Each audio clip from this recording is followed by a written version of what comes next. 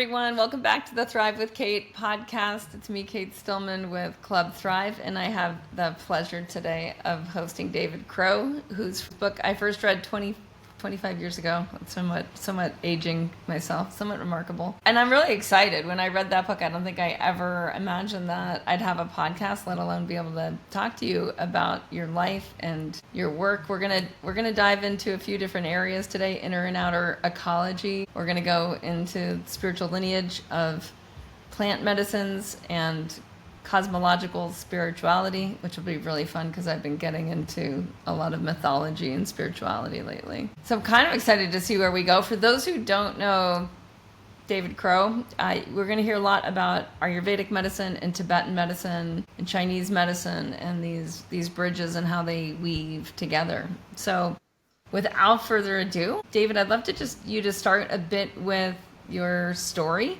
and including this re-release of the book and the original book. Well, first of all, thank you for the invitation to be here and for all the good work that you do. So let's give a little context, I guess, about what we're going to be exploring here. All of this started for me really with Chinese medicine, and that was back in the 80s, and I was in the first graduating group of Western students to go to an acupuncture college, study Chinese medicine, and get licensed to practice.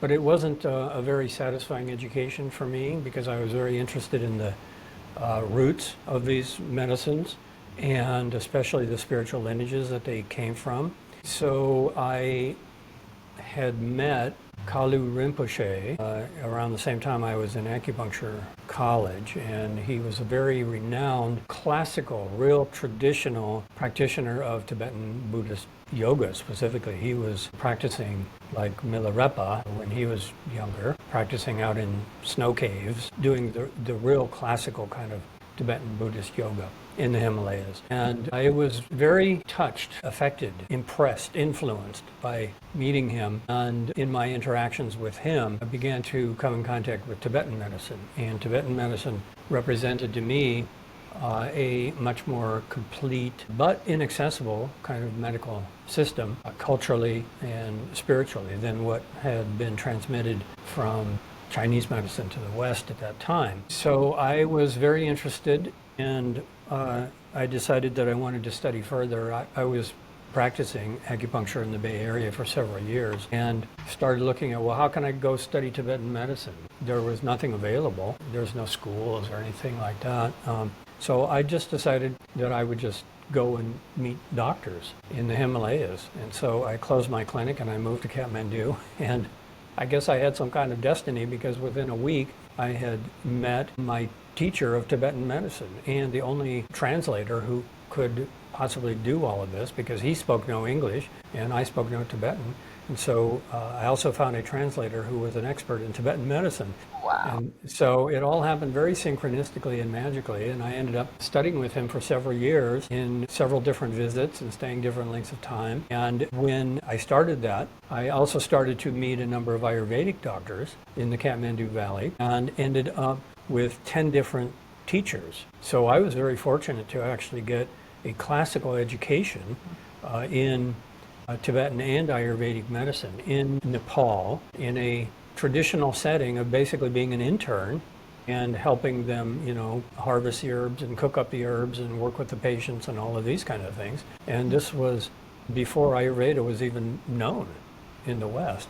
Tibetan medicine was unheard of. So that became the book, In Search of the Medicine Buddha, which you read 25 years ago, and thank you. And then after that series of many years, 6 journeys to the Himalayas and several years of study there, then I also went to India for 6 extended study periods as well. So that's my background. I was very fortunate to actually have the opportunity to study with the teachers as opposed to studying online or studying at some kind of school, which is mostly online now anyway. But that's a quick overview of how I got my exposure to classical Asian medicine in the real sense. So let's dive into transmission and how much happens from, I mean, because we're in this technology now of like AI, which I imagined 25 years ago is just like completely inconceivable, where there's a lot of like bits of information that are, easy to access, fast to organize, can handle a decent amount of complexity,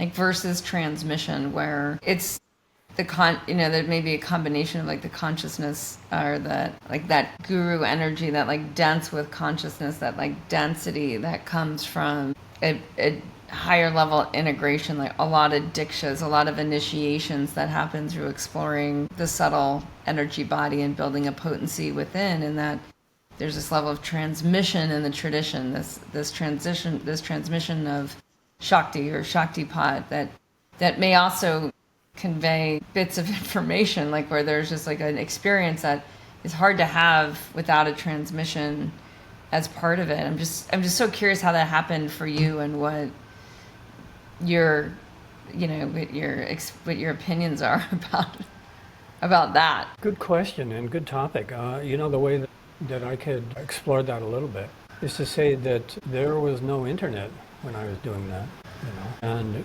what it was a relationship with an old Tibetan Lama who had studied Tibetan medicine with his teacher going out into the forest of Tibet before the Chinese invasion. And so there was no screen time. It was like I would every morning leave my little house in Bodhanath, in the village of Bodhanath. And at that time, Bodhanath was still all rice paddies. Now it's all built up, but I would walk across the rice paddies in the pouring monsoon rain. And then I would go to Dr. Chopo's monastery, which he was rebuilding after escaping from 30 years of being imprisoned in Tibet by the Chinese. So he was an elder, and he was representative of a culture that was being destroyed, and he had a personal story being involved with the Chinese political situation there, was carrying this transmission. That's a good word that you were using, because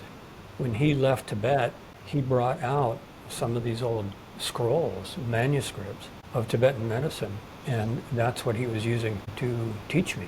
And so it was a relationship. It was a relationship based on my walking across these rice paddies in the rain every day to study with him, and then sitting in, his quarters, typical kind of Tibetan couch and carpets and things like that, with, typical fragrance of all the herbs from his pharmacy, and listening to him talk. And he would have his old scrolls there, and he would transmit the information verbally. That's the transmission. It was a verbal class every day that had to be translated, so it was very slow. And I didn't know these herbs because it was all in Tibetan, and so I would go back to my place afterwards and I would dig through. I was buying all of these herbal books to try to find, well, what are these herbs that he's talking about? And then I would do this translation of the botanical terms. And so it was a very slow, tedious kind of process, but that's how the old internships were. I mean, before that, I was actually an intern in a Chinese herb store in San Francisco. And that was the same thing when I started interning with that Chinese doctor there when I was in acupuncture college. The first thing he did was he said, here's a broom, sweep the floor, okay?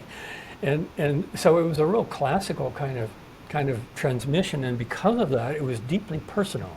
And the book that was written was about my relationships with these teachers as much as what they were teaching me, and about their life story, and about the struggles that they had been through. And out of that came many very profound spiritual lessons, like with Dr. Chopo. I had conversations with him about his time in Chinese prison and his spiritual view on how he had gotten through all of that. So it was very personal, and it was very in-depth, and it was not the amount of information that you could possibly get now just working with a computer and downloading endless files, but it was deeply meaningful in terms of the transmission of knowledge and life experience from an old man who had studied in Tibet and had carried that knowledge out, carried that lineage out, and had no one to give it to.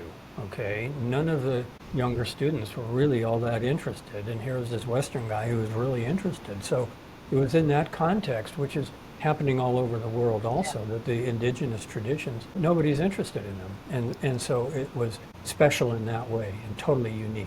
Yeah, there's a lot of ways. Like, I mean, I even experienced that when I was in India. I just remember being on a train with all these, like 20-year-olds, and they were all in like pharmaceutical college. Like, they were becoming pharmacists, and they were like, "You're here to study Ayurveda," and they were just in disbelief that like anyone would want to know the archaic stuff. Well, there's some real justifiable reasons to do that. And the main reason is that Ayurveda is not really a career.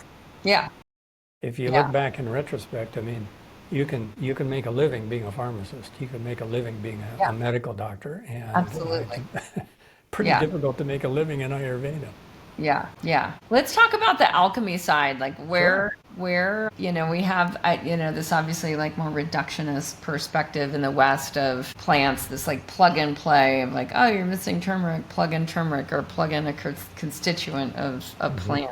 Yeah, let's talk about alchemy and the preparation of medicines and everything from harvesting to creating a medicine. Yeah, good. Well, there's inner alchemy and outer alchemy, and the relationship between these two are clearly defined, especially in Taoist alchemy. And the relationship is that the inner alchemy is the transmutation of our consciousness leading to illumination, enlightenment, moksha, liberation, emancipation, self-realization, whatever we want to call it, an ultimate spiritual goal, an ultimate spiritual accomplishment. And the outer alchemy is the preparation of medicines so that we can live long enough to do that. So that's the relationship between inner and outer alchemy. And this is clearly stated in Tibetan medicine. It was one of the first things actually that Dr. Chopal taught me, is that herbal medicine has a purpose, and it has an ultimate transcendent purpose. And he was actually showing me these old scrolls of, the tree of health and disease, and it's got these different branches of medicines and these different leaves. And then it culminates with these flowers and fruits, and the flowers and fruits are spiritual in nature, that if we live a long life, that we can accomplish spiritual accomplishments. So that is clearly stated in all of the, Asian medical systems, that we're not using herbs just for health. As a matter of fact, they say that herbal medicine is that treating illness, using herbal medicine to treat illness, is the lowest level of medicine. And then higher level is prevention, and then the goal of that is longevity, and then the ultimate goal of that is spiritual illumination. So that's the inner alchemy, is that process of spiritual practice and the step-by-step deepening of meditative states and insight and so forth. And outer alchemy is meant to support that. Outer alchemy is the use of the herbs, and specifically the branch of Rasayana, which we know in Ayurveda. This is clearly articulated in Ayurveda. Rasayana is the branch of rejuvenation, rasa, rejuvenation of the essence. And the purpose of Rasayana is ultimately to live a long, meaningful spiritual life. And not just to live a long time so that, we can just enjoy whatever we want to enjoy with no ultimate purpose, but it has an ultimate purpose. So this is the branch of alchemy, medical alchemy. And medical alchemy includes everything from detoxifying toxic herbs to preparations of minerals and metals and gems and so forth. And this use of gems, minerals, and metals in Ayurveda is also linked very much with Chinese medicine. That kind of outer alchemy is found in Taoism, and it's found in Unani, Persian medicine. In other words, these alchemists have been exploring the preparation and use of gems and minerals and metals for quite a long time as part of longevity. This is a very complicated subject, and it's very controversial because it's ingesting things that we generally don't want to ingest. But it is stated clearly, and I saw this in practice, that these preparation methods are very specific, and they transform the gems and the minerals and the metals into a very refined substance. which in Ayurveda, as you know, are called bhasmas. And these are basically calcined versions. They're basically ash. They're reduced to ash. All of these substances are reduced to ash. And they are attributed with having great medical as well as spiritual powers. And so a few of the ones that, people are aware of is, like, for example, eating a little bit of gold foil with your sushi. Okay, so that's one, and that's not even purified. That's just gold foil, or silver foil on your candies in India.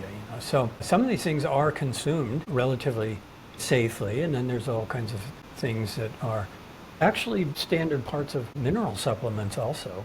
So there's quite a lot of crossover with standard medicine, but it's also a branch of medicine that's really mythological and really, magical. And so I was very interested in that, and as you know from reading the book, I documented some of these practices and some of the controversies around it. And what I can say at this point is that most of the old traditions of the way that they used to do it, those are gone. They don't have the resources and ability. These purification methods, these would take months and months and months to take, to convert these things. And nobody can do that anymore. And so I just said, well, this is a really interesting aspect of Ayurvedic, Tibetan, and Chinese medicine from the historical and the cultural standpoint. And I think that in the past, that if we could have done modern analysis, we may have found that, wow, these are some really interesting substances. But I think at this point that those days are gone. And it's gone because we don't have the patience and the economic infrastructure to do it, or it's gone because the wisdom's gone, like we couldn't reconstruct it? Yeah, it's both.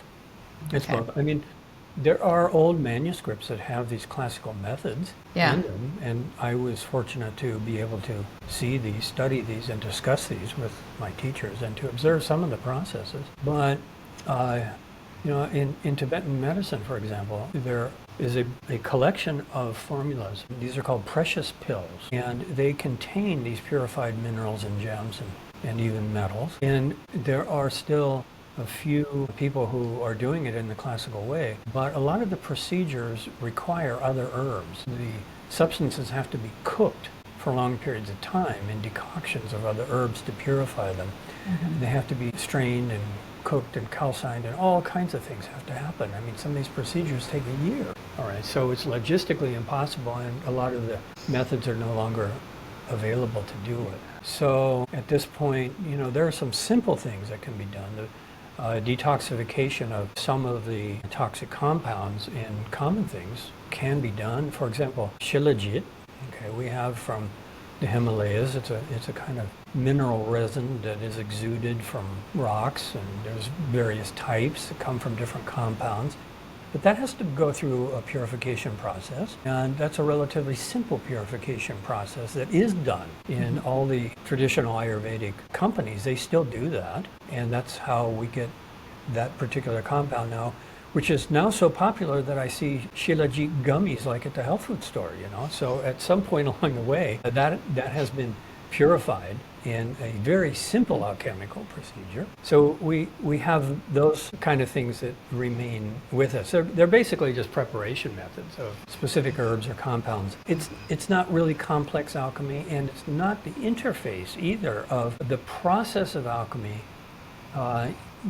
purifying these things as a spiritual practice.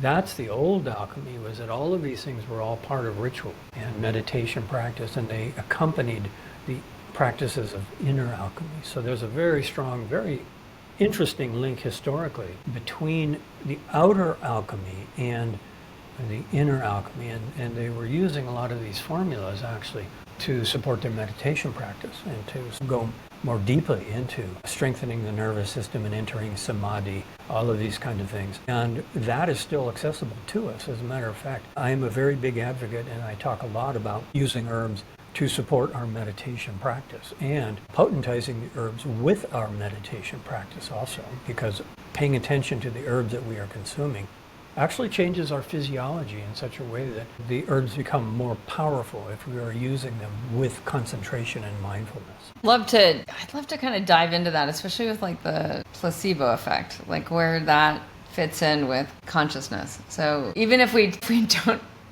don't know that we're taking something like the sugar pill versus the plant, if someone has a belief that it'll help them, right? There's something like a 30% chance it will, just from placebo effects. So what happens when we'll take plant medicine that, first of all, has been not just like random off Amazon, but like someone's working with you, you prescribe plant medicines and meditation and a way to take them, like, and then in the process of doing the meditation with the plant medicine and taking it, there's a lot of potential potentization of the desired out. I'd love for you to talk about whatever comes to, yeah. Sure.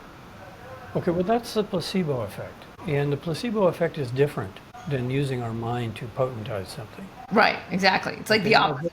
Now, the placebo effect does occur, and it is valuable. And it should not be written off as just, oh, it's placebo, therefore it doesn't matter, because if it works, it works. But what I have been focused on now for many years is what I call illuminated herbalism, and we are illuminating herbs with our meditation practice. And the simple way to understand this is that when we consume herbs, it's actually a mixing of three kinds of prana, life force, or three types of chi, all right? Three types of intelligence, because we know that prana also, one of the translations of prana is intelligence. It's intelligent life force, okay? And so when we consume herbal medicine, we are consuming the intelligent life force of the plant. And that is going in as a tea or a tincture or whatever. It's coming into the body, which has its own intelligent life force. And then the mind, which is also a form of intelligent life force, may or may not participate in that. And that's the key, is that if you actually bring the attention of the prana of the mind to the process of the herbs and the body interfacing, then remarkable things happen. Now, what we can say is that there are two directions that this relationship works. One is that herbs can deepen meditation practice, and that's how they've always been used in relation to spiritual lineages. I mean, really, Ayurveda was inseparable from Tantra and from yoga, and Chinese medicine was inseparable from Taoism and Qigong. So the medical systems are inseparable from the spiritual systems, and the reason for that is because the mind and body work together. And so therefore, if you look at how plants work, one way that we can define illuminated herbalism is that we can use herbs to deepen our meditation practice. And there's a lot of different mechanisms that we know. We have classical herbs that are famous for that, such as, the reishi mushroom. The mushroom of immortality was actually used to support and deepen meditative states.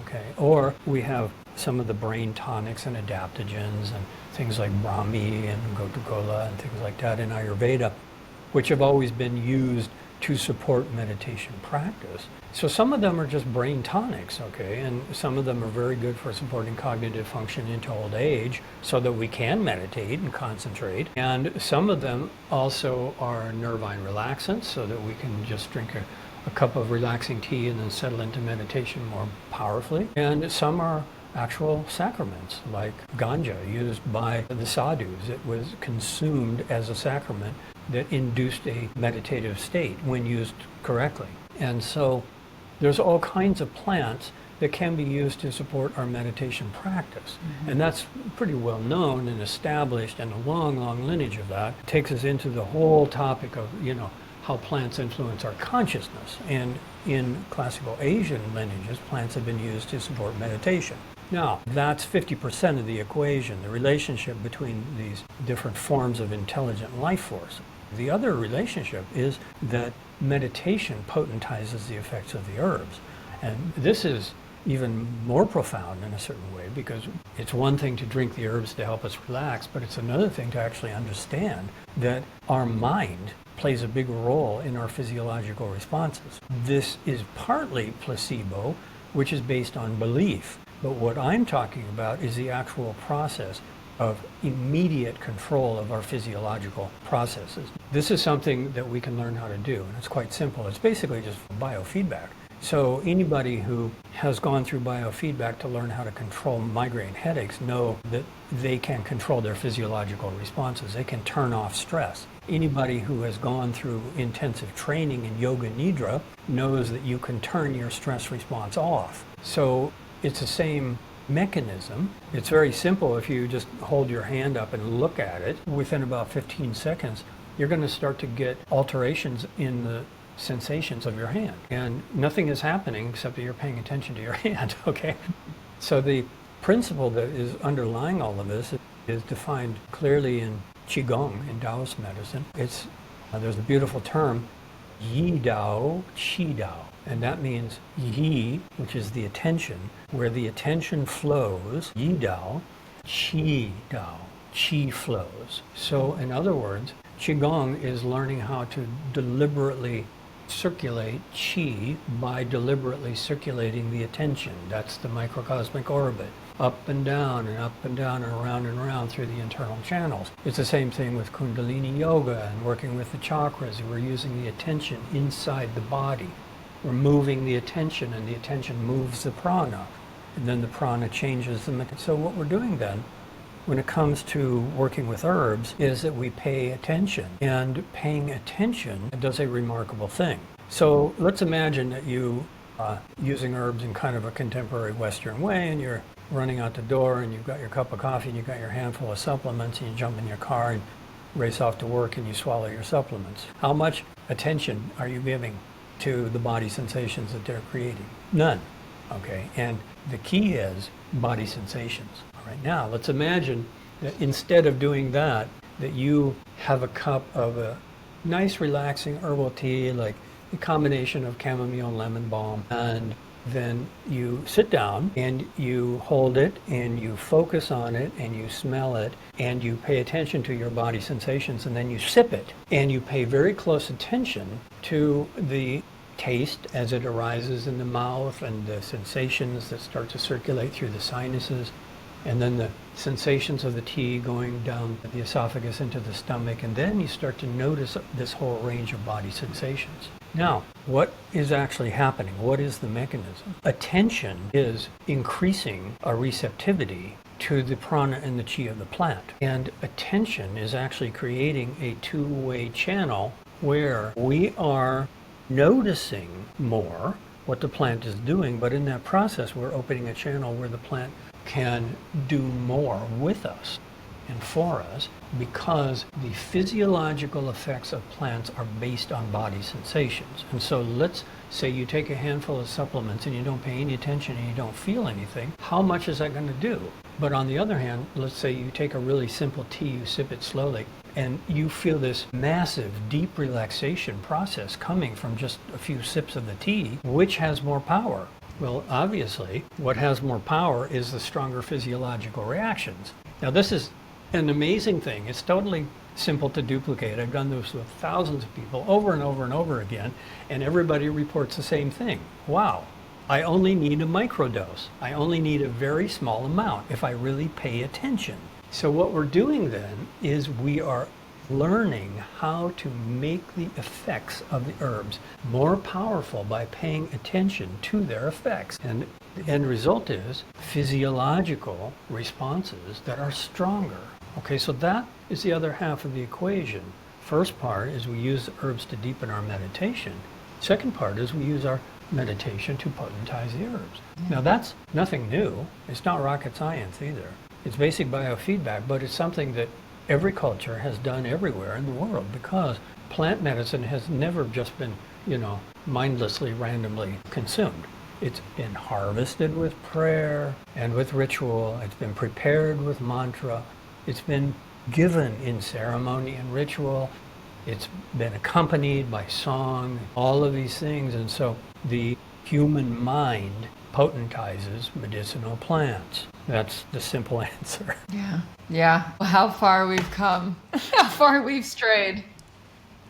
It's real easy to bring it back. All we have to do is pay attention. Yeah, so I've been a bit of a wild crafter most of my adult life, and just have found that the plants teach you, like and plant spirit medicine to some degree, Ayurveda to some degree, but I remember having this experience of chewing on like rosehip seeds, and just the replanting of the rosehip seeds. I'm like mixing it with my mucus. Like anyone who's ever chewed on rose hips, like they're gritty. The seeds are really hard, and it's that mixing of my enzymes and my mucus, right? And then I like spit it out after I chew all the fruit off, right? I spit it out. Before I spit it out, I dig a little hole in the ground and spit it into the hole and put a little dirt over the hole, the rose hip seeds. And it's like to me, it's like these little reconnecting moments of like, this is what we've always done. Like we've always been part of the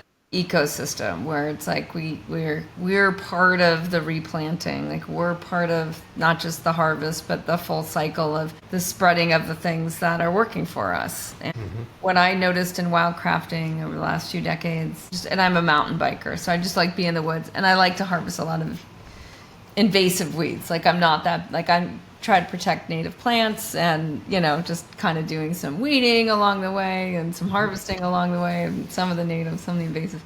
And what I noticed over decades is my body always knows when I'm somewhere I've eaten from. Just that it's such a non-cognitive, right? Like not a map. Don't need the map. Like my body just knows where the nettles are, and my body knows where the good rose hips are at what time of year, where the service berries are, where the good, big, juicy Oregon grape, which is a really sort of rough and hardy plant, is. Like my body knows in the season, like where to go, which is, to me also what's so disturbing about global warming, like those of us really deeply connected to ecosystems just like feel the pain of the plants. So where I live in the Rocky Mountains, it's like we're going through massive desertification. I feel like most people are completely unaware of it. Like they haven't been harvesting. Like my neighbors, like people that also ride bikes, also enjoy the outside, enjoy the wilderness and the woods, are completely unaware of plants and their natural cycle and what should be happening and what part of it. And that mourning I do, like I'm just like my soul is mourning with the ecosystem. So intense, so much. It's like so much to hold, but it's also part of my cycle with the plants and the ecosystem. Is like my presence being there is a medicine to myself and to the ecosystem, whatever way it is. And there's these interconnections on so many levels that and I do order supplements off Amazon. I'm not immune to that. Truth be told, I'm no pedestals here. But I just want to bring in a little bit of like, it happens through us. Like, I don't even think we need to know how it's happening. Like the plants have taught me so much. The ecosystems taught me so much, including like the replanting just happening so unceremoniously, like so primally and so naturally. And I'm going to go to another degree here, where it's like when I was writing on Inflamed and going deep into microbiome and dirt and dung and organism diversity, and how we've been burning dung into ash and using ash in so many ways for so many thousands of years. And it seems like the further we get away from dung and dirt and ash, like if we just bring it down to like the basics here of like dung and dirt and ash, the more we're trying to like plug and play these microbiota back into our various microbiomes, our skin, our gut, our mouth. It's like it can be so unsophisticated and so easy, and then it can be so sophisticated and so elaborate, like in the bosmas, like in the drakshas, like in these very long haul production of these very sophisticated, incredibly potentized medicines, like which some of you listening might even be using something like Chyavanprash, which is not like an overnight, just like harvest the plant, extract a bunch of things in a lab, get into a capsule kind of a medicine. It's much more in that longer potentized process. Yeah, I'd love to hear what you're thinking as I'm rambling. No, you're covering a lot of important topics. One of the things that Dr. Chopra taught me was how he used to go harvest herbs, and he described a situation exactly the same as you're describing, that the traditional herbalists knew the geography they knew the ecosystems. And that was how they knew the potency of the plant. And that's how they applied the 5-element system of earth, water, fire, air, space to the understanding of how the plant medicine works, because they didn't have gas chromatography and understand compounds the way we do now. Everything was organoleptic, meaning that they tested the potency of the plants by taste and smell and body sensations. Yeah. And so he would tell me about the difference in species. The same species is radically different depending on whether it's on the top of the mountain on the south-facing side where it gets a lot of sunlight and not very much water, or is on the bottom of the mountain on the north-facing side where it doesn't get any sun, it gets a lot of water. And he would say the same species is completely different. Yeah. And that's how the traditional herbalists really knew their stuff. And that's what you're describing. You understand the terrain. And so it's not just like, okay, well, here's rose hips.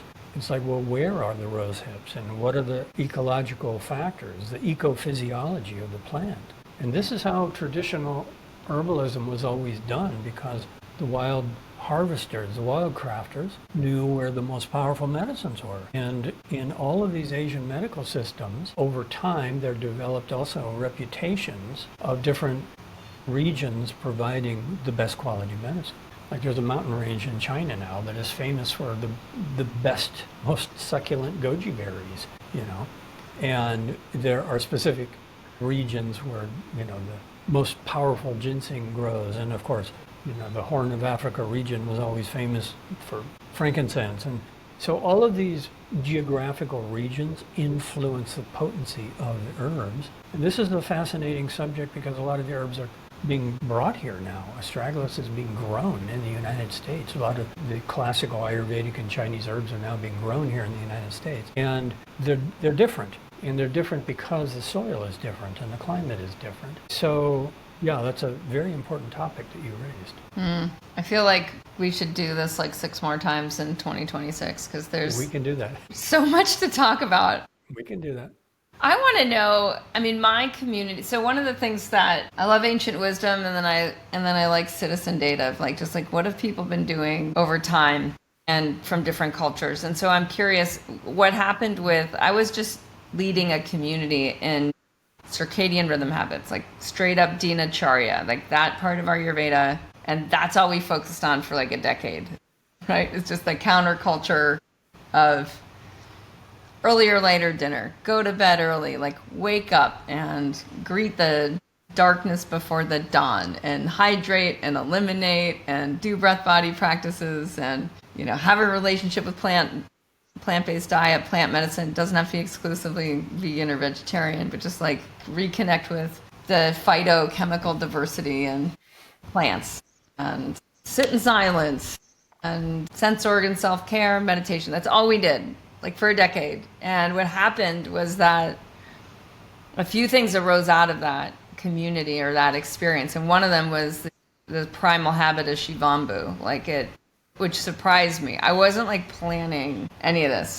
This like urine therapy and microbiome diet are getting more connected to microbiome, which we can just basics of that, like fiber, phytochemicals with polyphenols and fermented foods and seasonal eating and that, basics of microbiome just naturally arose out of us just focusing on like the simplest stuff for a decade.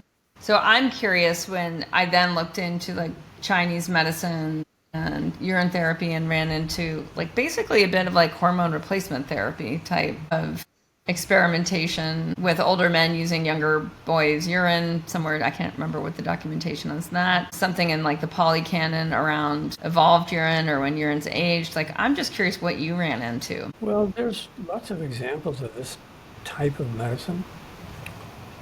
And we should look at this through the context of culture and history. All right. First of all, from our modern perspective, the question is, do these therapies work? Who do they work for? How do they work? And when don't they work? And if they meet certain criteria of scientific medicine where we can say this is really helpful, then that is something that we can consider, okay? But a lot of these therapies, they are of questionable value because they don't work consistently. All right. And there may be some underlying medical, physiological basis for them, but we need to understand it. Now, what we can say is that in the cultures where these practices that you're talking about, now, I'm referring specifically to like urine therapy. Okay, that's an example of a particular type of practice. Daily routines that you taught people and accomplished over a decade. All right, well, those are different. Those are things that are lifestyle and very beneficial for everybody to explore.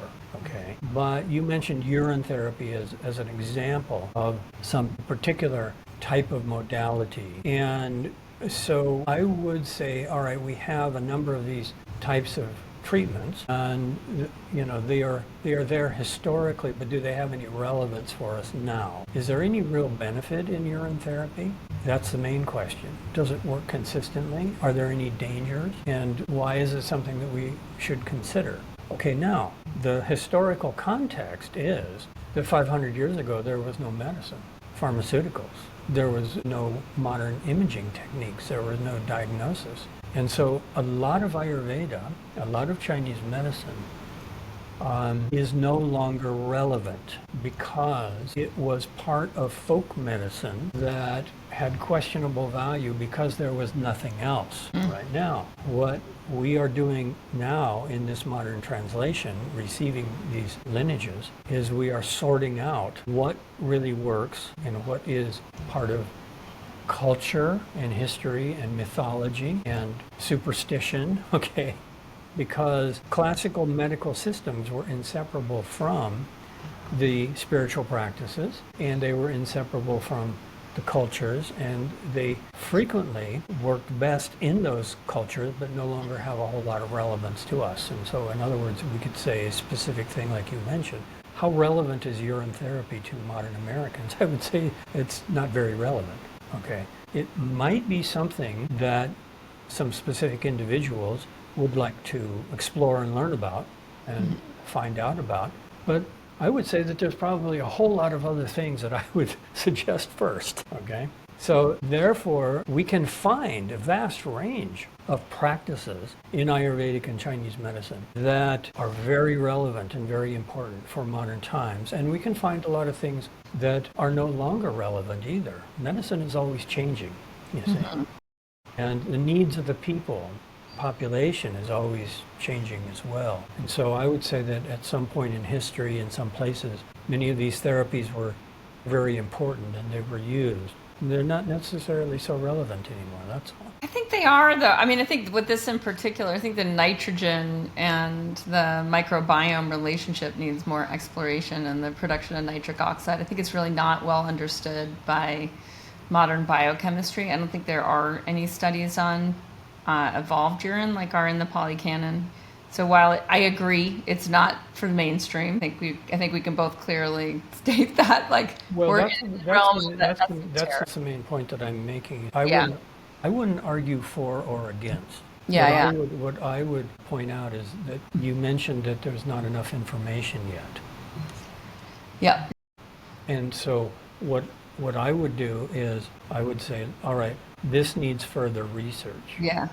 Right. Now, if something really valuable comes out of that research, then it will also clarify who it is best for, okay, and who should not use it, okay, because undoubtedly the use of, since this is a specific topic that you are raising now for discussion, urine therapy, I would say that there's very likely a population of people who should not use it, and my first sense about that is people who have chronic kidney disease should not be using it. All right. And so therefore we have to make it medically and scientifically relevant. Okay. Just because it came from an old culture doesn't mean that it is beneficial. It means that there is something there from an old culture and we should explore it. And if the research shows it works in this particular mechanism and it is good for this kind of condition, then we have brought it into our culture and it has value. And we can use it safely. And we can also tell people, no, you shouldn't do it because, your creatinine level's already too high. You shouldn't use it. So that's my point about it, is that we need to translate all of these things. And I'm not just focusing on this particular therapy that you're mentioning. We need to translate every aspect of this, every aspect of Ayurveda. We need to examine it. We can't just take it on face value that it's good because it came from Ayurveda. Yeah. There's a lot of herbs that we have to know how to use very carefully from Ayurveda. And I see this all the time because Ayurveda is now so popular that Shilajit is like in gummies at the health food store. Right. Well, we need to let people know, well, maybe that's why your gastritis is getting worse. Yeah. Just because it has this reputation from Ayurveda as being such a great rejuvenative doesn't mean your stomach is going to tolerate it.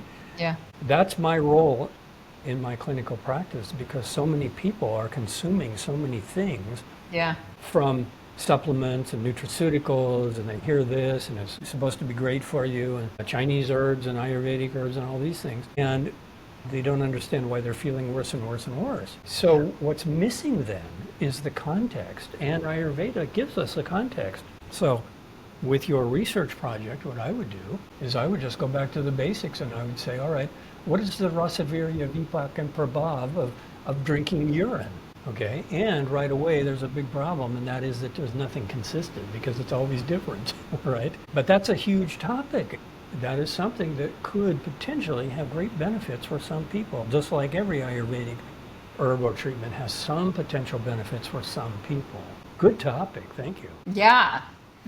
And then there's like all the other ways of using it besides just drinking it. And it is fascinating, especially with the mammalian component of it. Like just what are other mammals doing? But this is good. I like the context. Sweet. Well, I really enjoyed just diving in and especially connecting around the spirituality around plants and medicine, and how I think people listening can even apply that to food, just the mindfulness of preparing food. It's so much to talk about. We barely got started. I know, we barely got started. Part 1, everybody. This has been Dr. David Crow, and you can have a consultation with David if you go to his website, if you go to crowconsultations.com.